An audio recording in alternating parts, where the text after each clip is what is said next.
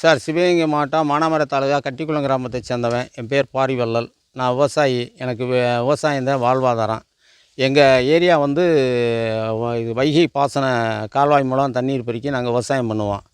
கட்டிக்குளத்தில் விவசாயம் கிட்டத்தட்ட ஒரு 500, 600 ஏக்கர் விவசாயம் பண்ணியிருக்கோம்.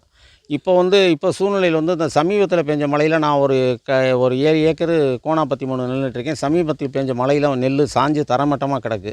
இப்போ கோரொளி தண்ணி புதுக்குளங்கம்மா வந்து கோரொளி பகுதியில் விவசாய பகுதியில் பிடிச்சோன்னா அந்த கலங்கும் பொதுப்பணித்துறை திறந்து விட்டுட்டாங்க. கட்டிக்குளம் கால்வாயில் வருது, கட்டிக்குளம் உபரி நீர் எல்லாமே மெலனூர் கம்மாய்க்கில் வந்து சேருது. மெலகனூர் கம்மாய்க்கில் சேர்ந்ததுனால இப்போ இங்கே சாஞ்சிருக்க நெல்லைப்புறம் அந்த ஒரு 50-60 ஏக்கரை சுத்தமாக பிடிச்சிக்கிட்டு இப்போ நெல்லெல்லாம் முளைச்சிக்கிட்டு இருக்குது. நீர்ப்பாசன சங்க தலைவர் கோபால் வந்து தண்ணியை தரங்கன்றாரு. முக்கிய விவசாய பிரமுகர்கள் எல்லா கிராமத்தை சேர்ந்தவங்களும் தண்ணியை திறந்து ஒரு அடி குறைங்க, விவசாயிகள் பாதிக்க வேணான்றாங்க. தண்ணியை கலங்க திறந்து பொதுப்பணித்துறையும் அரசும் வந்து தண்ணியை கலங்க திறந்து தண்ணியை குறைக்கணும். எங்களுக்கும் இழப்பீடு வேணும். செய்திகளை உடனுக்குடனும் துல்லியமாகவும் தெரிந்து கொள்ள சப்ஸ்கிரைப் பண்ணுங்க.